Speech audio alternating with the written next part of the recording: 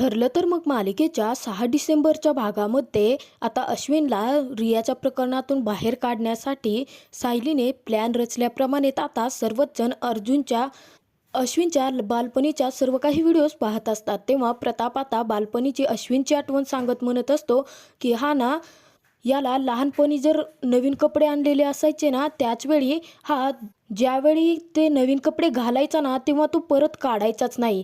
हे बघ ना आता फोटोमध्येच की साहेब अर्धवट झोपेमध्ये आहेत, परंतु नवीन कपडे मात्र अंगामध्ये तसेच आहेत, असं म्हणत आता प्रताप, अर्जुन, पूर्णाजी सर्वच जण हसत असतात।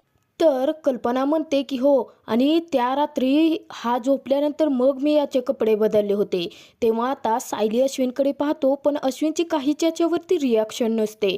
तर तिथे अस्मिता म्हणते, नाही मम्मा, परंतु मला आठवतंय की तू कपडे का काढलेस म्हणून याने सकाळी भोकाड पसरलं होतं। तर आता अश्विनची ती शांतता पाहून सायली अश्विनला प्रश्न विचारत म्हणते की त्या व्हिडिओमध्ये बघा ना, तुम्ही आईंचा पदर असा का धरला आहे?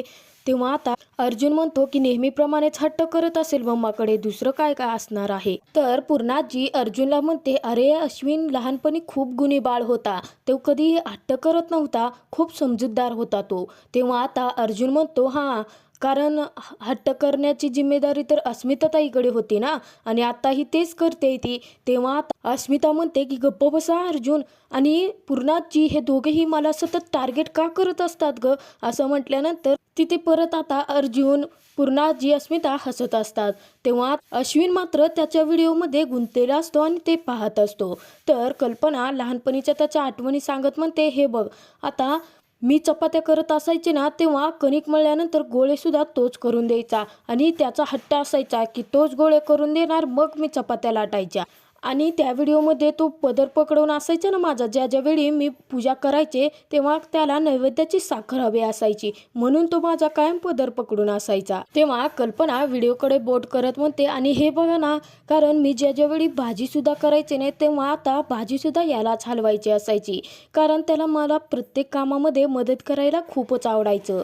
अश्विनची काहीच रिॲक्शन येत नसल्याने आता अर्जुन म्हणतो की डॅड, तुम्हाला आठवतं का, लहानपणी अश्विनच्या हातावरती गरम पाणी पडलं होतं, तेव्हा तुम्ही त्याच्या हाताला मलम सुद्धा लावलं होतं, 2 मिनिटात बरं झालं होतं, परंतु 2 दिवस रडत होता त्यावरती तो। तेव्हा आता चैतन्य म्हणतो, एक मिनिट, अश्विन रडायचा लहानपणी? मी तर आत्तापर्यंत अश्विनला कधीही रडताना असं पाहिलेलंच नाहीये। तेव्हा आता कल्पना म्हणते की माझा अश्विन खरंच खूप सेन्सिटिव्ह आहे। अश्विन पूर्णपणे शांतच असतो, अजिबातच काही बोलतच नसतो, त्यामुळे आता सर्वच जण गप्प होतात। परंतु अस्मिता म्हणते, मम्मा तो अल्बम दे ग जरा, आणि अश्विनला फोटो दाखवत म्हणते की हे बघ, तू लहानपणी फॅन्सी डान्स कॉम्पिटिशनमध्ये पहिला आला होतास, आठवतंय का तुला? आता तिथे पूर्णाची सर्वच जण बालपणीच्या त्याच्या आठवणी तर काढत असतात, परंतु अश्विनला मात्र ते ऐकण्यात ना त्या आठवणी परत परत उगाळण्यात कसलाही रस उरलेला नसतो। तेव्हा अर्जुन मात्र आता कल्पना सायलीकडे पाहायला लागतात। सर्वजण आता अश्विनला बोलतं करण्याचा खूपच प्रयत्न करत असतात। आता खूप प्रयत्नानंतर अश्विनच्या चेहऱ्यावरती परत हसू पूर्वीसारखं आलेलं असतं, आणि ते पाहून सर्वच जण आता सायलीकडे पाहायला लागतात। सायलीची भन्नाट आयडियाने काम केलेलं असतं। तेव्हा आता कल्पना सांगायला लागते की तुम्हाला माहिती आहे का, अश्विन त्याच्या आयुष्यातल्या म्हणजे बालपणीच्या सर्व काही शाळेमध्ये जे काही घडलेलं असायचं ना, तो अगदी धावत येऊन माझ्याकडे सर्व गोष्टी सांगायचा की मम्मा आज असं झालं होतं, मम्मा आज असं झालं। परंतु कल्पना रडत म्हणायला लागते की परंतु माझ्या मुलाने त्याच्या आयुष्यातली खूप मोठी गोष्ट माझ्यापासून लपवली। मुलं जशी जशी मोठी होतात ना, तेव्हा ती त्यांच्या जगात निघून जातात, आईवडिलांची त्यांना काही काळजी वाटत नाही, परंतु मुलं कितीही मोठी झाली तरी आईवडिलांसाठी ती लहानच असतात रे अश्विन। कधी आपल्या मुलाला दुखलं खुपलं तरी सुद्धा त्याच्यावरती फुंकर घालणारी ती आईच असते ना अश्विन। आपल्या मुलाला काही जरी झालं तरी आईच्या डोळ्यामध्ये पाणी येतच नाही रे अश्विन। तेव्हा प्रतापच्या डोळ्यात सुद्धा पाणी यायला लागतं, आणि तो म्हणतो की आम्ही नेमकं कुठे कमी पडलो की तुम्ही इतक्या मोठ्या मोठ्या गोष्टी आमच्यापासून लपवून ठेवता? तुम्हाला तुमच्या आयुष्यात घडणारी प्रत्येक गोष्ट आम्हाला का नाही सांगावीशी वाटली? तुम्ही मुलं तुमच्या जगामध्ये वावरत असता, परंतु तुम्हाला तुमच्या आईवडिलांची काळजी का नाही वाटत अश्विन? तेवर अस्मिता सुद्धा म्हणायला लागते की नाही बाबा, आणि याला काही झालं असतं तर? तेव्हा आता सर्वच जण शांत बसतात, आणि अस्मिता म्हणायला लागते की मग मला टोमणे कोणी मारले असते, या अर्जुनला अजिबात काही जमत नाही आहे अश्विन तुझ्यासारखं. तेव्हा आता अर्जुन मग तो करेक्ट आहे, मी माझ्या भावाशिवाय कधीच काहीच करू शकत नाही. त्यामुळे अश्विन आपण तिघं आयुष्यभर कायम एकत्र राहणार आहोत. आणि तिघेही भावंड एकमेकांना प्रेमाने मिठी मारायला लागतात. तेव्हा आता सायलीच्या जादुई प्लॅनिंगमुळे सर्व काही कुटुंब पूर्वीसारखं परत एकत्र आलेलं असतं. आणि तेव्हाच आता सायली अश्विनला म्हणायला लागते, पाहिलेच ना अश्विन भाऊजी, आईवडिलांचं प्रेम मिळणं प्रत्येकाच्या नशिबात नसतं आणि ही गोष्ट माझ्यापेक्षा जास्त कोणाला समजू शकते अश्विन भाऊ. तुमच्या नशिबामध्ये तुमच्या आईवडिलांचं प्रेम आहे. तेव्हा आता अश्विन व्हिडिओ पाहत असतो तर कल्पना आता अश्विन आजारी पडल्यानंतर त्याची कशी काळजी घेत असते ते सर्व काही त्या व्हिडिओमध्ये असते. त्यानंतर अश्विन लहानपणी पडल्यानंतर कल्पना त्याच्या दुखावरती फुंकर मारत त्याला मलम लावत असते. त्यावर आता सायली म्हणते, परंतु अश्विन भाऊजी, जगातून तुमच्या आयुष्यातून एक व्यक्ती निघून गेली म्हणून तुम्ही जीव देण्याचा प्रयत्न कसा करू शकता? अहो, तुम्ही तर इतर लोकांना पण जीवनदान देण्याची शपथ घेतली आहे ना. मग तुमचा जीव फक्त तुमच्या कुटुंबासाठी नाही तर इतर त्या सर्व लोकांसाठी खूपच महत्त्वाचा आहे. तेव्हा आता अस्मिता कल्पनाला सुद्धा सायलीचं ते म्हणणं पटत असतं. अश्विनच्या अर्जुनच्या सुद्धा डोळ्यामध्ये पाणी आलेलं असतं. सायली सांगते की कायम अश्विन भाऊजी, तुम्हाला माहिती आहे का, आई आणि हे दोघेही माझ्याकडे तुमचं खरंच खूप कौतुक करत असतात. तुम्ही एखाद्या पेशंटचा जीव वाचवल्यानंतर त्याच्या घरचे तुमचे कसे आभार मानतात ते सर्व काही माझ्याकडे सांगत असतात. तेव्हा चैतन्य म्हणतो, आम्ही तर फक्त पैसे कमवतो, खरं पुण्य तर तू कमवतोयस यार. तर कल्पना अश्विनला म्हणत असते की अरे बाळा, तुझ्यावरती फक्त तुझं कुटुंबच नाही तर परके लोकही तितकाच जीव लावतात. मग तुला एवढ्या सर्व लोकांचं प्रेम नाकारून या जगातून निघून जायचं होतं, परंतु तुला का निघून जायचं होतं अश्विन? तू आमचा विचार का नाही केलास? आता अश्विन इतका रडत असतो. तेव्हा आता कल्पनाच्या मांडीवरती डोकं ठेवून तो रडायला लागतो आणि कल्पनाला सॉरी मम्मा, खरंच माझं चुकलं म्हणायला लागतो. तेव्हा आता सर्वांचे डोळे पाण्याने डबडबलेले असतात. अश्विन खूपच रडायला लागलेला असतो. तो उठतो आणि सर्वांसमोर हात जोडत सर्वांना म्हणायला लागतो की सॉरी, खरंच मी चुकलो, मी परत कधीही असं नाही वागणार. मी एका मुलीसाठी स्वतःचं आयुष्य पणाला लावायला निघालो होतो, परंतु त्या मुलीच्या नादात मी हे विसरून गेलो होतो की माझ्या घरचे माझ्यावरती किती प्रेम करतात, त्यांचा माझ्यामध्ये किती जीव गुंतलेला आहे, हे सर्व काही मी खरंच विसरून गेलो होतो. पूर्णाजी, डॅड, मॉम, कधीच मी असं नाही वागणार खरंच. आणि माझ्या बाजूने इतकं स्ट्रॉंगली उभं राहिल्याबद्दल खरंच थँक्यू. माझी अख्खी फॅमिली माझ्यासोबत इतकी स्ट्रॉंगली उभी राहिली, त्यासाठी मला खरंच खरंच खूप थँक्यू म्हणायचं आहे तुम्हाला. तेव्हा आता अश्विनला पूर्णाजी जवळ घेते तर प्रताप, कल्पना, अर्जुन सर्वजण उठतात आणि पूर्णाजीच्या पाशी जाऊन बसतात. तेव्हा आता पूर्णाजी ह्या तिघ भावंडांना मिठी मारते आणि नातवंडावर मायेने हात फिरवायला लागते.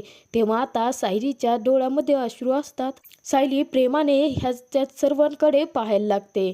तर सायलीने आता जादुई प्लॅनने डोकं लढवून अश्विनला परत एकदा त्याच्या फॅमिलीमध्ये परत आणलेलं असतं आणि सुभेदार कुटुंब परत पुन्हा एकत्र जोडलेलं असतं. तेव्हा आता अर्जुन पटकन आता सायलीकडे बघतो आणि मान हलवून खरंच थँक्यू असं म्हणतो. तर अश्विन म्हणतो की तुम्ही लोक मला समजवत राहिला असतात ना तर मला तुमचं प्रेम कधीही कळलं नसतं, परंतु हे फोटोज, या व्हिडिओज याने मला रिमाइंड करून दिलं की तुमचं माझ्यावरती खरंच किती प्रेम आहे ते. तेव्हा आता अश्विन म्हणायला लागतो, परंतु दादा, ही आयडिया कोणाची होती? त्यावर आता अर्जुन हसतच म्हणतो, आणखीन कोणाची असणार, माझ्या बायकोची होती. अर्जुन आता पटकन उठतो आणि पळत जाऊन सायलीला घट्ट मिठी मारतो. तेव्हा आता चैतन्य अवाक होऊनच अर्जुन आणि सायलीला पाहायला लागतो.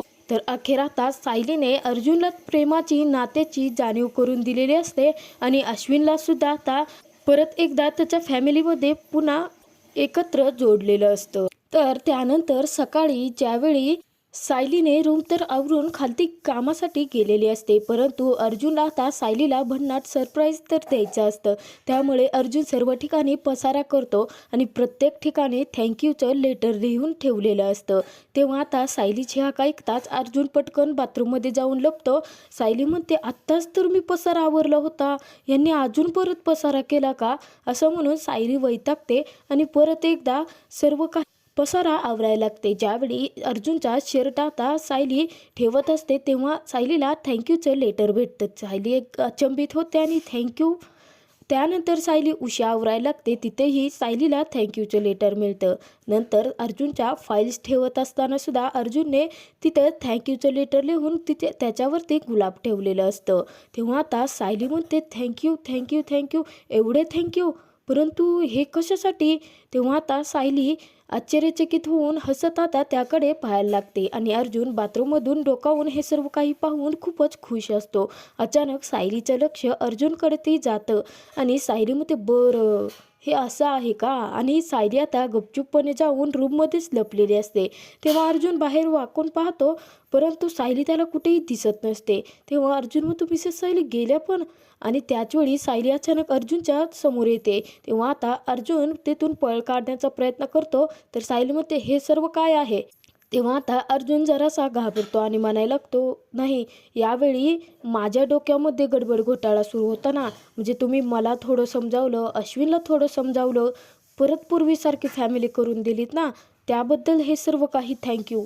तेव्हा आता सायली, जी रागावलेली सायली असते ती अचानक खूपच मनमोकळेपणाने हसायला लागते आणि सायलीला हसताना पाहून अर्जुन मात्र खुश होत सायलीकडे पाहत राहतो. तर पुढील भागात आपण पाहणार आहोत की आश्रमामध्ये जे काही स्टेटमेंट आता प्रियाने दिलेले असतं, ज्यावेळी रिक्रिएशनचा पूर्ण घाट आता अर्जुनने घातलेला असतो, त्यावेळीचं स्टेटमेंट आता तो सायलीला ऐकवत असतो. तेव्हा आता सायली म्हणते एक मिनिट अर्जुन सर, प्रिया आता काय म्हणाली की मधुभाऊंनी उजव्या हाताने गोळी झाडली, परंतु अर्जुन सर मधुभाऊ असं करणं शक्यच नाही आहे, कारण त्यांच्या उजव्या हाताला तेवढी ताकदच नाही आहे, कारण मधुभाऊ तर डावखुरे आहेत. त्यावरून आता अर्जुनला समजलेलं असतं की प्रिया खोटं बोलते आहे. तो पटकन चैतन्याला बोलावून घेतो आणि चैतन्याकडे ते स्टेटमेंट देत म्हणतो की मधुभाऊ आणि विलास यांच्यामध्ये नक्कीच तिथे तिसरी व्यक्ती कोणीतरी होती ज्याने गोळी झाडली आणि मला माहिती आहे चांगलंच की ती साक्षी असणार, कारण आत्ताच मिसेस सायलीने सांगितलं की मधुभाऊ डावखुरे आहेत आणि इथे तन्वी स्टेटमेंटमध्ये बनते की मधुभाऊनी उजव्या हाताने गोळी झाडली आहे. तेव्हा आता साक्षीचं नाव समोर आल्याने चैतन्य खूपच घाबरतो. अखेर आता अर्जुन मधुभाऊंची निर्दोष सुटका करत खोट्या साक्षीचा चेहरा चैतन्यासमोर कसा घेऊन येतो हे पाहणं खूपच मनोरंजक ठरणार आहे.